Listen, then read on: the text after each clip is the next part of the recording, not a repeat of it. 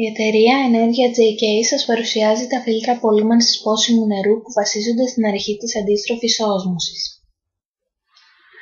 Στην Ευρώπη, ένα μεγάλο κομμάτι των επιφανειακών και υπόγειων υδάτων αντιμετωπίζουν κίνδυνο ρύπανσης, με κυριότερα στοιχεία ρύπανσης την ύπαρξη μικροβιολογικού φορτίου, χρώματος και ορούμενου υλικού. 60% των ευρωπαϊκών πόλεων υπερεκμεταλλεύονται τα υπόγεια ύδατά τους, από τα οποία προέρχεται σε μεγάλο ποσοστό το πόσιμο νερό. Στην Ελλάδα και πιο συγκεκριμένα στη Βόρεια Ελλάδα, τα λιμναία συστήματα είναι επιβαρημένα σε αρσενικό, μόλιβδο και νικέλιο, ενώ η αγωγή της ΕΙΑ θα παρτίζονται σε ποσοστό 50% από αμοιαντοσωλήνες. Έρευνες έχουν αναδείξει την ύπαρξη τοξικών βαρέων μετάλλων στο πόσιμο νερό. Κάποιοι από τους μολυσματικούς παράγοντες του νερού είναι οι εξής. Στο νερό ενδέχεται να υπάρχουν παθογόνοι μικροοργανισμοί όπως πρωτόζωα, ιοί και βακτήρια, χημικά και φυτοφάρμακα, τοξικά μέταλλα όπως ο μόλιβδος.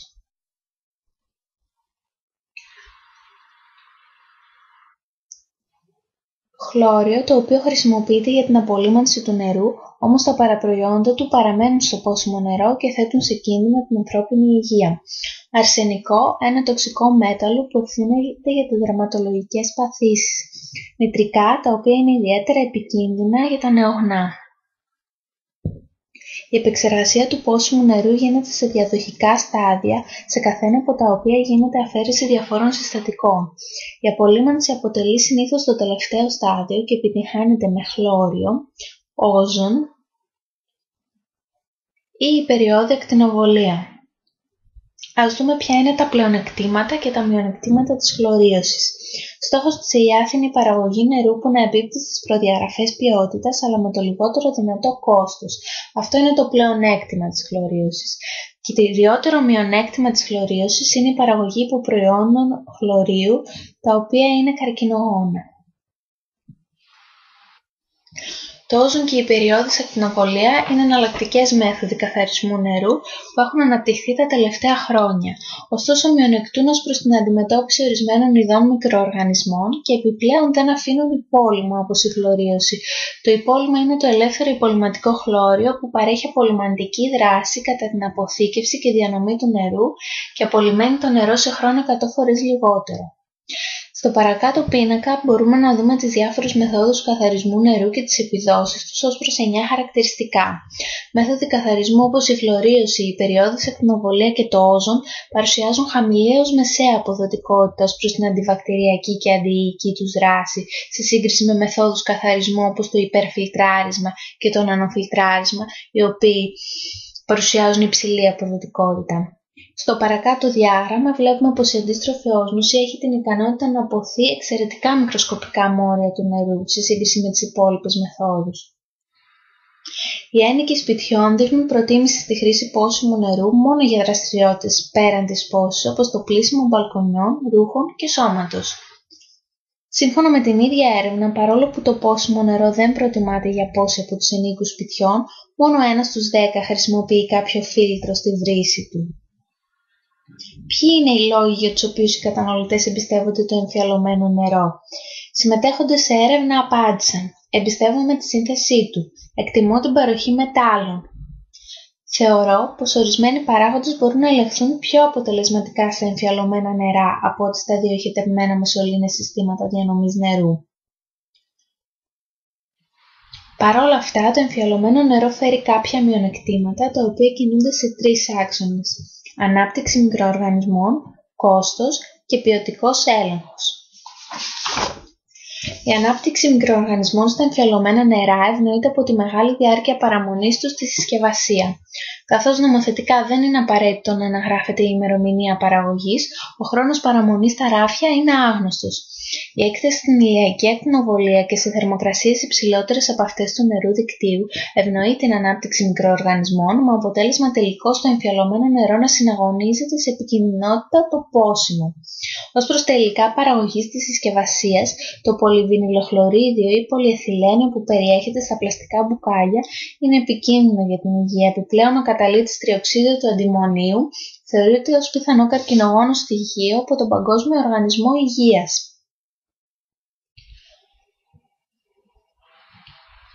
Το εμφιαλωμένο νερό έχει κόστος, τόσο σε επίπεδο ατομικής κατανάλωσης, όσο και σε επίπεδο κατανάλωσης επιχείρησης. Πιο συγκεκριμένα, μια τετραμελής οικογένεια εξοδεύει κατά μέσο όρο 6.000 λίτρα νερό το χρόνο. Το κόστος της κατανάλωσης αυτής, αν υπολογίσουμε ότι το εμφιαλωμένο νερό κοστίζει κατά μέσο όρο 0,25 ευρώ, είναι 1.000 ευρώ ανά έτος, 250 ανά άτομο. Σε σύγκριση με το κόστος εφαρμογής των φίλτρων αντίστροφης όσμωσης, το κόστος είναι μεγάλο. Σε επίπεδο επιχείρησης, η επιχείρηση εστίασης προμηθεύεται το νερό σε τιμές που κυμαίνονται από 20 λεπτά έως 1 ευρώ το μπουκάλι. Μια τέτοια επιχείρηση αγοράζει περίπου 400 μπουκάλια το μήνα. Το κόστος για αυτή την ποσότητα κυμαίνεται από 80 έως 400 ευρώ το μήνα, δηλαδή 960 έως 4.800 ευρώ το έτος για αγορά εμφιαλωμένου νερού. Σε σύγκριση με το κόστος εφαρμογής φίλτρων αντίστροφης όσμωσης είναι μεγάλο. Ο ΕΦΕΤ διενήργησε μικροβιολογικούς ελέγχους σε δείγματα 25 εταιριών εμφιαλωμένων νερών την περίοδο 2003 με 2004 και σε αυτούς βρέθηκε ότι το 2% των δειγμάτων ήταν ακατάλληλο. Η ποιότητα του εμφιαλωμένου νερού θα πρέπει να αξιολογείται με συστηματικούς ελέγχους, πράγμα που δεν συμβαίνει όπως φαίνεται. Ο καταναλωτής δεν μπορεί να γνωρίζει αν και πόσο συχνά γίνονται ποιοτικοί έλεγχοι στα εμφιαλωμένα νερά από τις εταιρείες παραγωγής τους.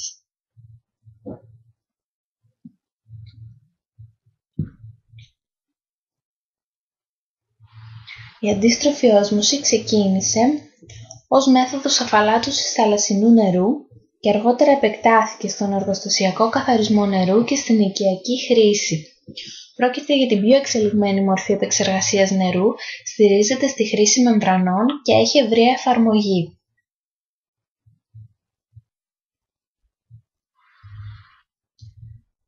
Στην αντίστροφη όσμωση, τα μόρια νερού περνούν με τη χρήση της πίεσης του νερού μέσα από ημιδιαπερατή μεμβράνη. Η μεμβράνη επιτρέπει μόνο σε μικροσκοπικά μόρια νερού να περάσουν, φιλτράροντας όλα τα υπόλοιπα, καθώς και το 90 έως 99% όλων των προσμίξεων στο νερό. Κάποια από τα πλεονεκτήματα του νερού συστήματος αντίστροφης όσμωσης είναι: απομακρύνει πετροειδή μέταλλα, τα οποία είναι τοξικά για το ανθρώπινο σώμα και μακροπρόθεσμα θα μπορούσαν να οδηγήσουν σε αρθρίτιδα, πέτρες στη χολή και αρτηριοσκλήρυνση. Απομακρύνει μεταλλικά στοιχεία, όπως διάφορα ραδιενεργά στοιχεία, που μπορεί να οδηγήσουν σε διάφορες εκφυλιστικές ασθένειες, όπως γλαύκομα και καταράκτη. Το βασικότερο πλεονέκτημά της είναι ότι αφαιρεί προσμίξεις που περιέχουν υποπροϊόντα του χλωρίου, τα οποία είναι κατάλοιπα της χλωρίωσης του νερού και αποτελούν παράγοντα κινδύνου για την ανάπτυξη καρκίνου.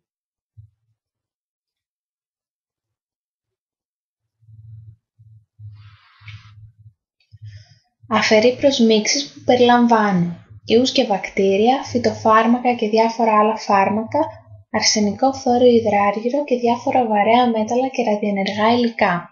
Διευκολύνει την απορρόφηση των θρεπτικών συστατικών από τον οργανισμό μας και αποτρέπει την απορρόφηση άχρηστων στοιχείων. Παρακάτω βλέπουμε κάποιες προσμίξεις που απομακρύνονται με την αντίστροφη όσμωση.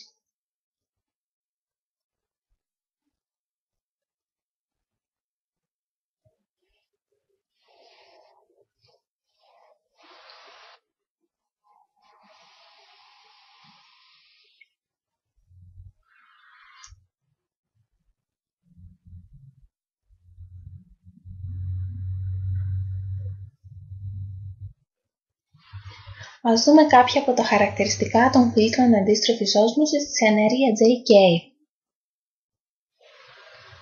Στο πρώτο στάδιο απολύμανσης του νερού χρησιμοποιείται προφίλτρο από πολυπροπυλένιο, το οποίο συγκρατεί τα σωματίδια όπως πέτρες, χώματα, σκουριές και ειζήματα.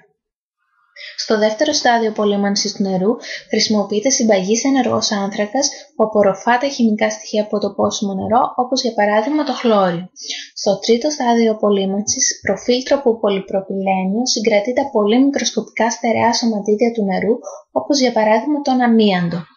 Στο τέταρτο στάδιο η μεμβράνη μπορεί να κάνει αφαλάτωση από 10 έως 99,9% ώστε το νερό να περιέχει σε κάθε περίπτωση το ποσοστό των ωφέλιμων αλάτων που εμείς επιθυμούμε. Οι μεμβράνες Filintec χρησιμοποιούνται στα φίλτρα μας και έχουν τη δυνατότητα να αφαιρούν εκατοντάδες λαβερές ουσίες σε ποσοστό που φτάνει το 99,9%.